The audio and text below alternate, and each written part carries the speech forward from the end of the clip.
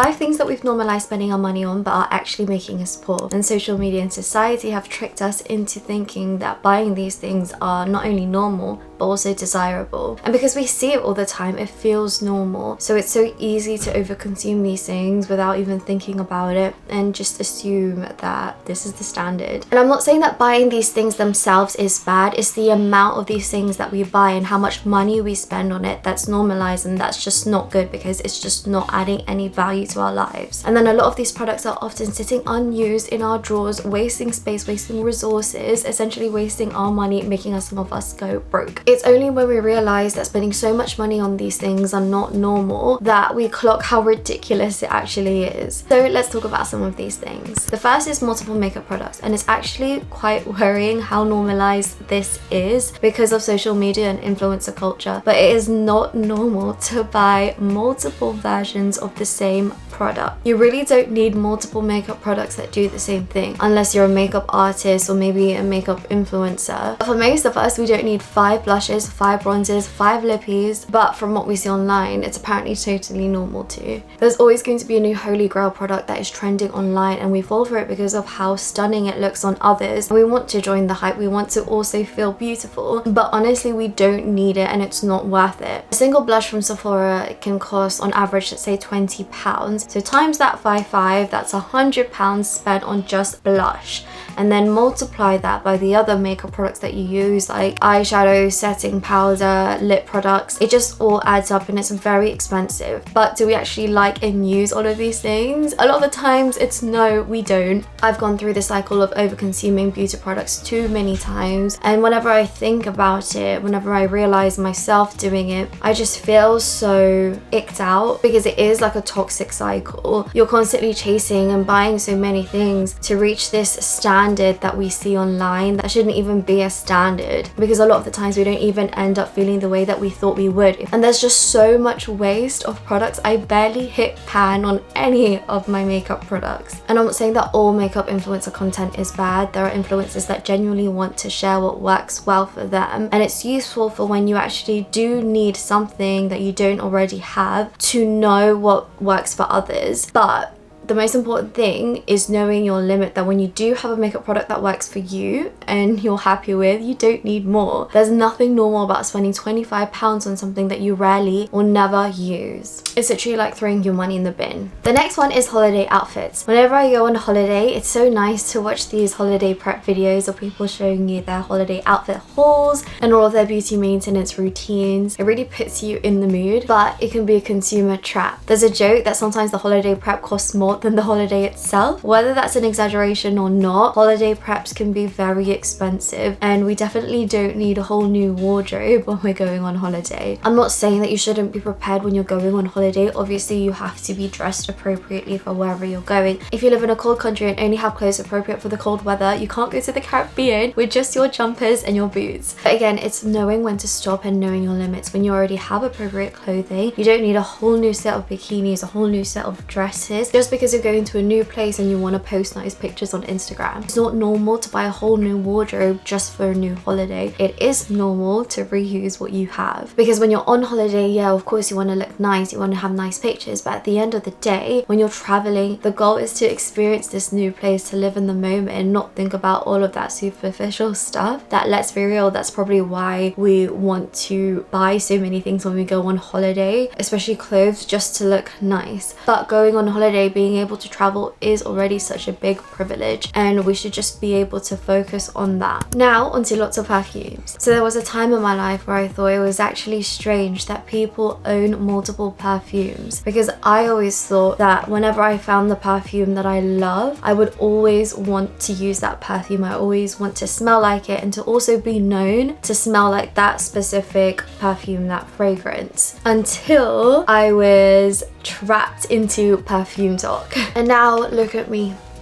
A lot of these perfumes I don't want to use, I don't gravitate towards using. And again, it just means I've spent so much money on these bottles and I'm not really happy to be using them. While I do think it's nice to have a perfume for the cooler months, a perfume for the warmer months, maybe a casual perfume and a perfume that you use for special occasions, I don't think you need more than 5 perfumes. I don't think that's normal. This is not normal, no matter how many aesthetic videos and Pinterest boards you see of people's perfume collections. Because of social media, I was influenced into buying the next new vanilla gourmand fragrance that will turn heads, and it never really does. And so again, I get into this unhealthy cycle of consumption where I spend so much money on perfumes in hopes that I will love it as much as others who I've seen online, but then I actually don't, and then I just keep buying and buying until I do. And spoiler, I just never do. But when I think about it, I do actually own perfumes that I love and I see myself using all the time. It's just whenever I see this next new perfume, I'm just so tempted to buy it. That's why I'm not on Perfume Talk anymore, because I just don't want to be tempted. And sometimes we think it's so normal to overconsume these things and we don't even think about it because we're chasing this fantasy that is being sold to us online. But this fantasy is not worth it at all. It's not normal. Next one is alcohol and casual drinking.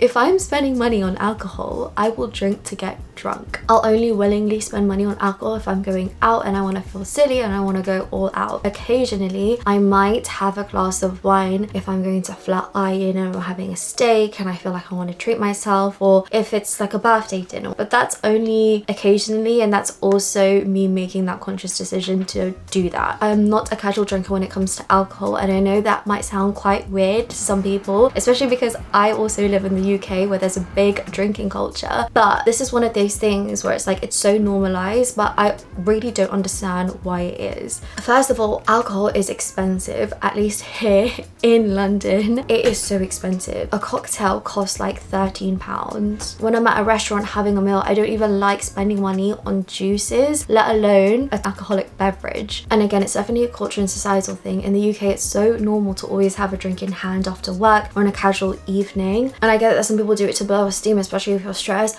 but literally at what cost? It's so expensive, it's so bad for you, it's literally poison for your body. And do you really need to be using alcohol as an outlet to blow off some steam every day of the week? You don't. It's not like a casual thing to just spend money on. Also, I feel like some people just casually drink just because others are drinking, but they don't actually feel the effects of alcohol, which is to me the point of alcohol, to feel the effects of it, not for the vibes of just being there with a group of people with a drink in hand. All of these 5 normalized things that we spend our money on, I've fallen for except for the alcohol, casual drinking. And I do owe that to my parents, my family, who don't really drink, but also to my friends. I'm really grateful to have friends that we love to have a good time. We've had so many nights out, we continue to have nights out where we'll have fun, get drunk, but my friends also don't normalize casual drinking. We don't drink most of the times that we see each other, and I also have friends who don't drink at all, and they're some of the most fun people in my life. So drinking culture is just something that really shouldn't be normalized. It's expensive, it's poisoning us, and I also hate it when you're in a social setting and some people make it such a big deal that you're not drinking and think it's so weird.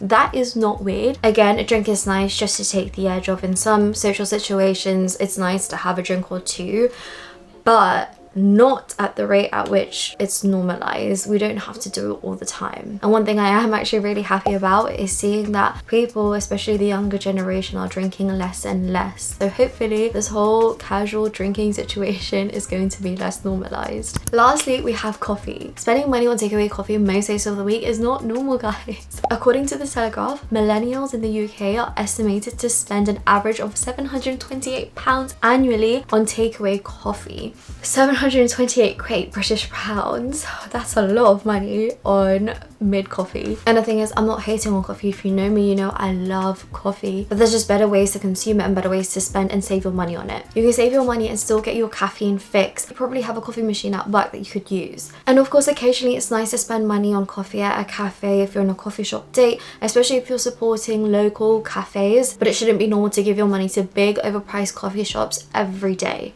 Don't buy into this aesthetic.